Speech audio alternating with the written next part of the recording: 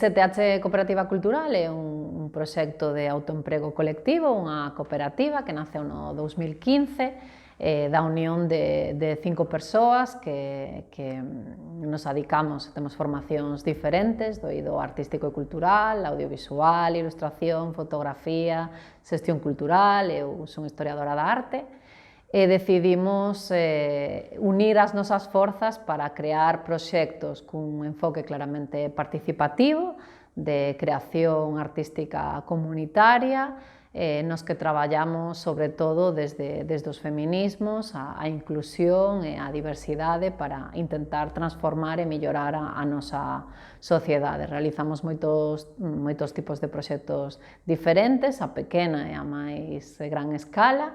Se tuvera que destacar un, pois sería o de Las Fest, o primeiro festival de arte urbana feminista e contextual de Europa. Comenzamos a realizalo no ano 2019, levamos 3 edicións.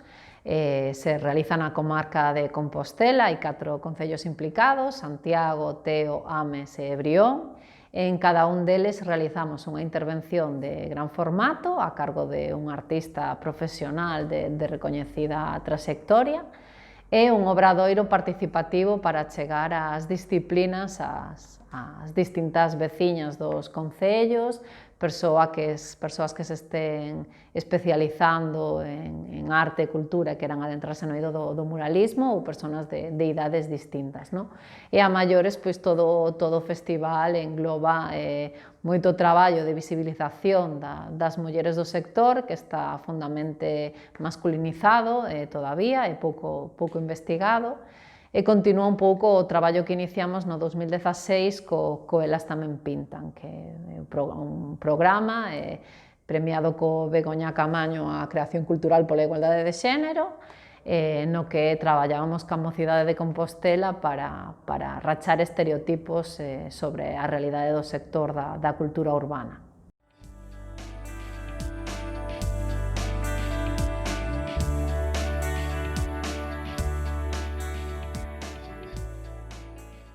Para nós, o que tiñamos moi claro, tanto en STH como logo despois nos proxectos que facemos a nivel individual, cada un deles, é que non só basta facer proxectos feministas, sino que todo o proxecto ten que ser feminista e toda a mirada ten que ser feminista en todas as fases, e intentar tamén seguir cuestionándonos e aprendendo en cada fase.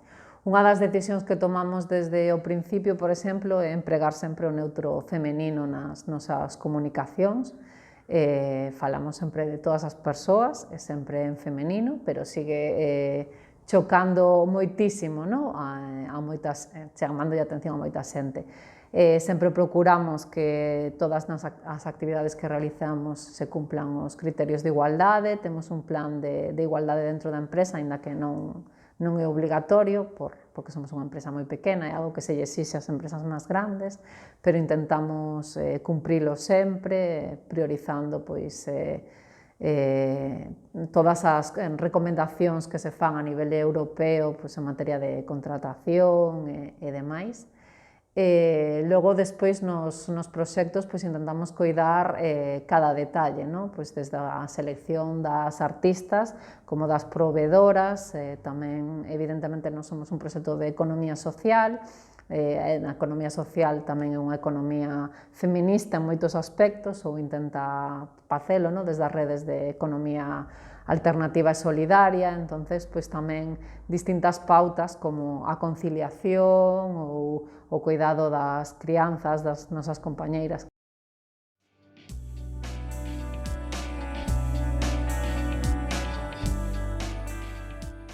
Hai como distintas facetas, digamos.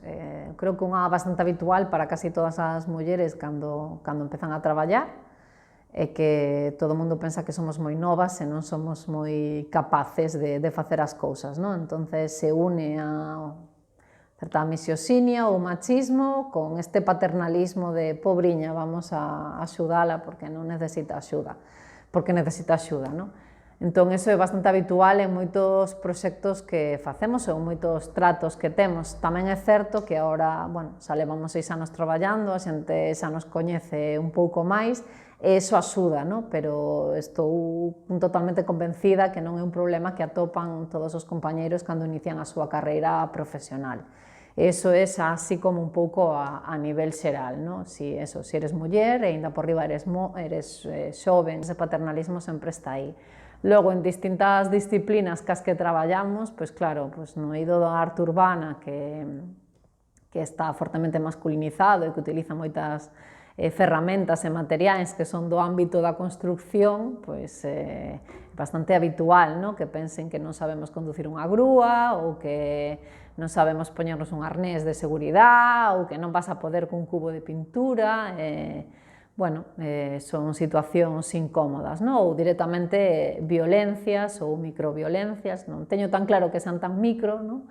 Como que estar pintando no espacio público e que che veña alguén a decirche como tes que facer as cousas ou como eles o farían de outra maneira distinta, a intentar ligar contigo, eso tamén é unha situación, ou simplemente increparche ou cuestionar por que estás facendo eso, se o faz con permiso, sin permiso, cando eso, o mellor se fores un tío non che virían a facer, ou chamarían directamente a policía e non che molestarían, non? Entón, son situacións desagradables sempre conto unha anécdota relativa aos estereotipos de xénero, de como afectan desde a infancia, de unha vez que estábamos pintando ao lado dunha guardería e a nosa compañeira estaba subida na grúa manchada de pintura e nos estábamos abaixo con un amigo que había vido a vernos a visitar, no? E os nenos preguntabanlle á profesora que está pintando ese home, no? Que era o único que estaba vestido sin estar de faena, sin estar manchado de pintura.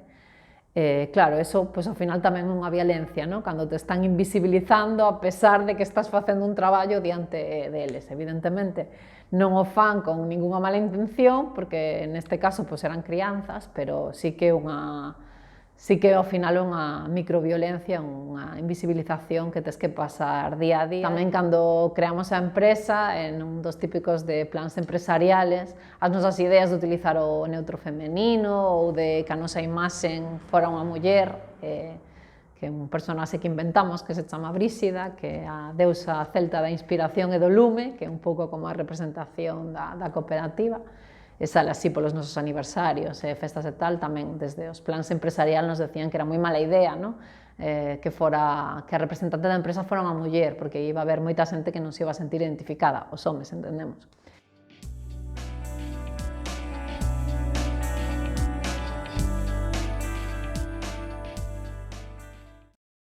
A ese aspecto estamos bastante contentas. Evidentemente, sempre hai detractores, no? Nos teñen tapado algunha peza ou sempre pode haber así situacións, pero en xeral nos sentimos moi apoiadas polo contexto no que traballamos, entón creo que iso é fundamental. A xente que participa nas actividades que facemos ou que se anima a convertirse en artistas con nós, sempre quedan satisfeitos, repiten, se volven a pintar, son como seguidoras, non?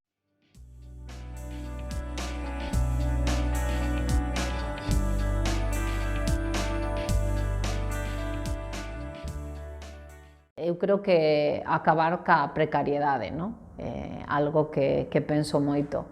Si somos maioría mulleres as que realizamos estudios de arte, de cultura, no? Belas artes, ilustración, logo vai habendo como un embudo no que van desaparecendo as mulleres e ao final os que permanecen máis tempo se vai igualando ou hai moitos máis homes que mulleres. Está aí oculto toda a situación dos coidados, a carga doméstica que sigue recaendo sobre as mulleres. En parte, moito deso está condicionado pola precariedade, non? Se o sector cultural non está xustamente remunerado, pois é difícil que unha muller que ten outras responsabilidades poida deixar de atendelas ou compaxinalas por algo que ao final é un hobby, non?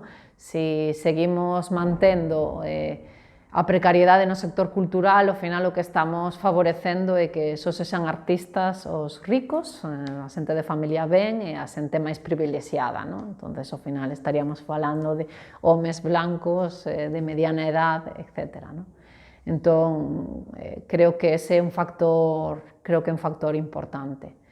Logo, nos visibilizar moito máis a parte de xestión e de programación, hai moitísimas mulleres que están facendo cousas interesantes, non se debería tolerar que siga habendo programacións exclusivamente masculinas, sigue sendo habitual, non sei, fai uns meses facían un encontro, era científico, non era cultural, pero bueno, un encontro sobre a lactancia materna, era un panel de expertos de 8 homes, non? Falando sobre a lactancia materna. Eu creo que estas cousas no século XXI non deberían tolerarse, e no eido cultural tampouco. Pois, se alguén presenta un festival ou unha serie de concertos nas que non haxa un 50% de representación femenina, non deberían de contar con financiación pública, por exemplo. Eu creo que fan falta medidas aí máis duras. Eso, para poder seguir visibilizando, porque mulleres a velas hainas.